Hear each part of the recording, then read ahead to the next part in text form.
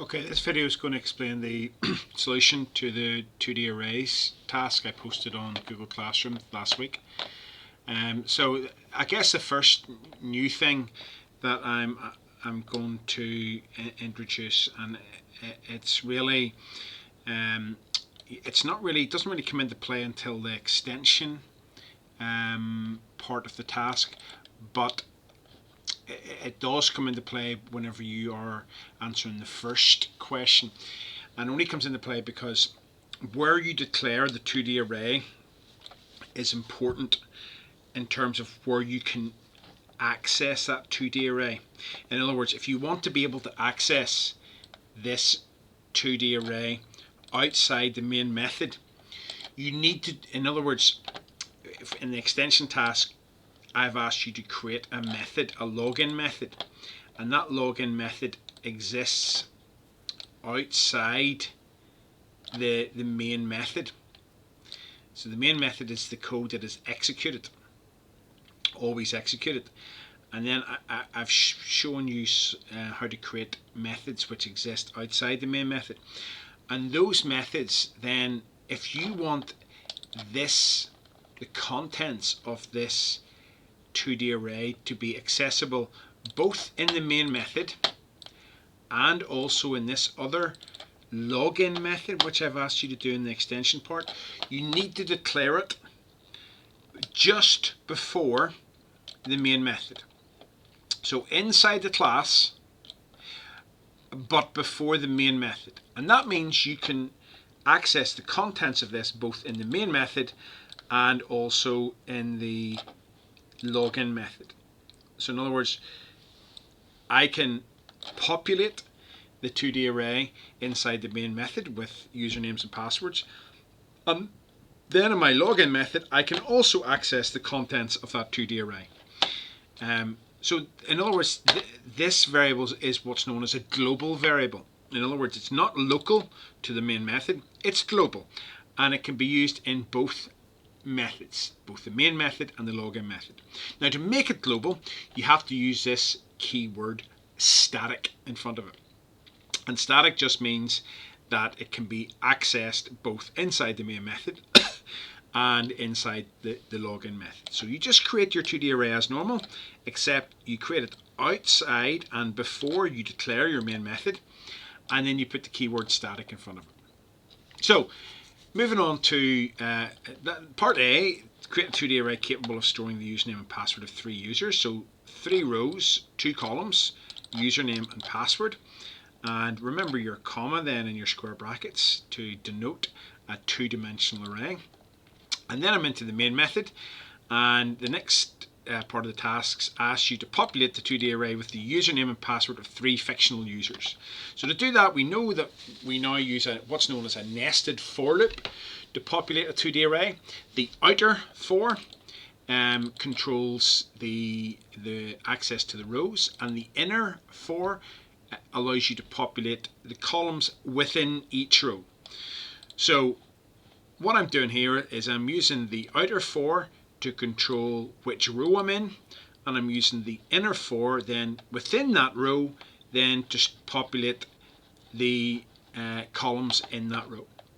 So what I'm doing here is, in order to populate the right column in that particular row, I'm saying if j, which is the value of the column in the inner loop, if the column number is equal to 0 as it iterates through the inner for, then ask the user to enter their username, and then read in the username and assign it to that first column, column 0, in that particular row as denoted by the value of I in the outer for loop. And the value of I first time into the outer for should be 0. So in other words, first time into this particular block of code, the value of I is 0 and the volume of the column is 0. So I'm setting the username for coordinate 0, 0, if you like, equal to that first username.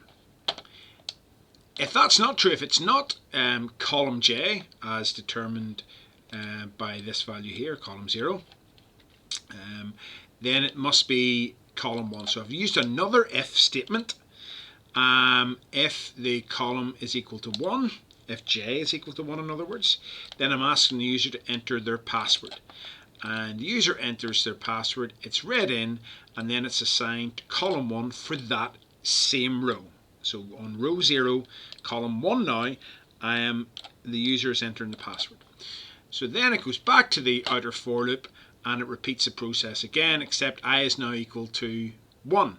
It reads the username in, assigns it to column 0, and it reads the password in and assigns it to column 1 for row 1. And then it increments the counter. It's now on to row 2, and it repeats the process until such times as it runs out of rows as determined by this little property here of the 2D array, which finds out or determines the number of rows in that two-dimensional array. So that allows you to populate the array. So let me just run that and show you what that will look like. So please enter your username, emartin680, password is just bw, emartin681, password 1, emartin number, password 2. Okay, now I'll just stop there, and you'll see this next bit then is printing it out. So print out the contents of the 2D array. So printing out the contents, once you've done a nested for, that's the sort of difficult conceptual part completed, and you'll use the same construct to allow you to work your way through each row and then through each column in each row. And you use a nested for then to essentially print out, to work your way through each row and printing out the values at each column, in each column for that particular row. And you use console.write as opposed to writeLine because you want to write the contents of the 2D array in a row, and once it's reached the end of that row, then it will print a line.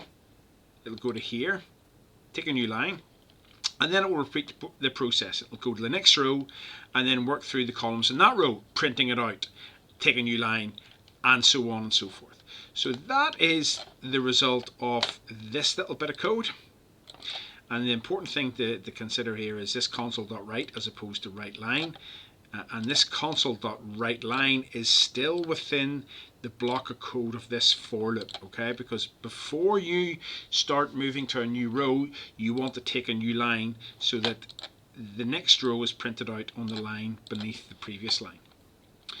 Okay, part D checks the 2D array to determine if a particular user exists in the array. Now this is where we use a boolean or a bool variable.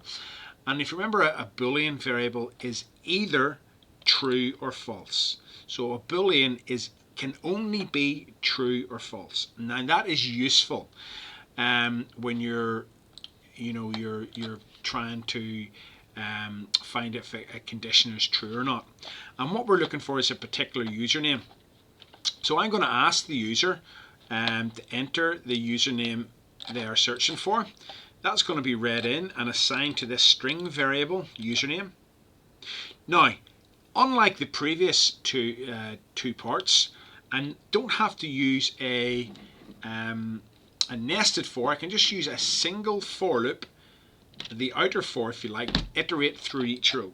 And because I'm only looking in one column in each row, i.e. the column that contains the username, I can just simply say that if the value on that row in column 0 is equal to the username I'm searching for, and remember, it's not equal, it's equal to, that's for comparison. Single equals is setting equal to, double equals is comparing this value with the value stored at this coordinate, if you like, inside the 2D array. If that's true, if that username matches, set this boolean variable found to true, and then break. And what this break does is this escapes the for loop. So it means you found the username, you don't have to keep iterating through the loop, you don't have to keep searching, you found it. Exit the loop. And what that break command does is it skips to here essentially, and then it looks elsewhere, or it'll execute the next bit of code. And what I've said is if this is true, which is the same as if found is equal to true, but all shorthand I can just put if this is true, then output the username was found. Okay, so I'll show you that in a wee second. If it's not true, in other words, it's a binary result, it's either true or not true. So if that's not true, then it will execute the else, and it will say the username was not found. Okay. Now the next part of the code then allows, I guess, a login method, and this is the extension part of the code. And this might be tricky for some of you. I understand that, but I'll explain it here nonetheless. So this is for the extension part, if you like, of the code, which I know in my solution was part F, but actually should be part E because I skipped out part E for some reason. So the first thing I need to do is I need to read in the username. So I'll ask the user to enter the username. I've already created a string username variable, so I'm just going to reuse that, but I'm going to repurpose it. I'm going to overwrite what's there, and I'm going to ask the user to read in, to enter a username, and that's going to be read in. And then I'm going to ask for their password. Okay, so remember this login method is going to check that the user exists first of all. If the user exists, then it's going to check that the password they enter matches the password stored. And if both check out, then they've logged in. Okay. Now, what I asked you to do was to create a login method. Okay. So in other words, that method exists outside the main method. So in the main method finishes here. So that's the main method, and I've now put a method called login, static void login, and this login method needs a username and password in order to authenticate or log the user in. So I read in the username, I read in the password, and I create a new string variable password because I haven't used it before, and then I send both of those bits of data, so both strings, both the username and password, to the login function. And this is called calling the login method. I use the login name and then the variables that it needs in order to perform its actions. So the ingredients that this needs, remember, are spelt out in the parameter list immediately following the method name. So this tells me that this particular login method needs a string, needs two strings, which I've given the name, username and password just for reference sake. It doesn't really matter what you call them here, but I've just used username and password to give them some sort of meaning. So once I'm inside this method, then I have access to the username and password. Once those have been put into this method through this call, so I've sent the username and password they've entered to this method, and then I'm going to use them. I'm going to iterate, I guess, similar to this process here in part D. I'm just going to simply iterate through each row. I'm going to check if the username matches in that particular row. If that's true, perfect, we found a match. And then I'm going to say, if then the username matches, then let's check if the password also matches for that same row. And that's why it's a nested if. Because if the username matches, then we've got a username that exists. Let's check the password for that username. So if the password entered matches the password stored for that same username, then we obviously have an authenticated login. In which case we say console.writeLine, you've successfully logged into the program, and then we use this concept of a break. And the break then will exit the for loop. And I guess I could put a little console.writeLine in here, the end of the program, just so we know where we are, I guess. And don't forget my semicolon. If that's not found, if the username's not found, it skips. If you look down here, this matches to this else, and it says the username is not recognized. And it will keep repeating that until it's checked every row in the 2D array. So if the username's not found on that row, it then will say console.writeLine. The username is not recognized. It'll go back up to the loop and it will go to the next row and it'll see if that username exists. And if that username isn't recognized, it will say the username is not recognized again, and so on and so forth until there's no more rows to check. If, however, the username is found, but then the password isn't recognized, then you'll notice that if the else for that if, the corresponding else for that if, is found beneath this line, and it says your password is not recognized, and then it will skip and loop again until such times as it finds the correct password. Now there is, I guess, one issue here is, what if they guess the wrong password but the username is right? Well, the person will just have to enter the username again until such times as they enter the right password. Now once it's checked all the usernames and passwords, then the final line is it's the end of the program. So let's just run this very quickly. Unexpected symbol on line 96, and maybe don't need that. Okay, so please enter a username. So let's enter emartin680. Password is password1, emartin681. Password 2, emartin682, and password 3. So it prints it out. Enter the username I'm searching for. This search for emartin567. It was not found. Please enter the username. So let's try emartin680. Okay, it's obviously found. Let's enter the password for 680, which is pw. Let's say pw2.